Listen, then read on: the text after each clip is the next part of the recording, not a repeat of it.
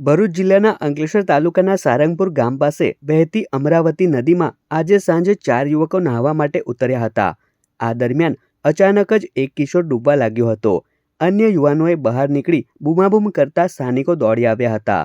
બનાવની જાણ થતાની સાથે જ અંકલેશ્વર પાલિકાનો ફાયર વિભાગ તેમજ સ્થાનિક તરવૈયાઓ દોડી આવ્યા હતા અને પાણીમાં ગરકાવ થયેલા યુવક સુમિતની શોધખોળ શરૂ કરી હતી. આ સાથે જ લાપતા થયેલા કિશોરની ઓળખ લક્ષ્મણનગરના સોનલ પાર્કમાં રહેતા 15 વર્ષીય સુમિત રાજપૂત તરીકેની થઈ છે. આ સાથે જ અંકલેશ્વર તાલુકા પોલીસ બનાવની વધુ તપાસ ચલાવી રહી છે. અમારા ઉપર કોલ આવેલો લગભગ 3:15 આસપાસ અમારા ફાયર સ્ટેશનમાં, અને કે અહીંયા આગળ બોડી છે એવી રીતના રેસ્ક્યુ કરવા માટે આવવાનું છે. તમારી ટીમ અહીંયા આગળ તૈનાત થઈ ગઈ છે અને શોધખોળ હજુ ચાલુ છે. અમારા માણસો હાલ શોધી રહ્યા છે. 3:15 આસપાસ કોલ આવ્યો હતો. અમે લોકો અહીંયા આગળ આવી ગયા હતા. લગભગ અડધો કલાકની અંદર અમે આવી ગયા હતા અને તારના માણસો હજુ શોધખોળ કરી રહ્યા છે. મારું નામ કિરણ છે. હું દરિયા ગામ મારું છે.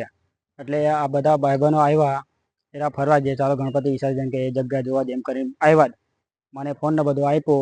પછી એરા પડ્યા પાણીમાં નાવા, કિનારા પર જ હતા.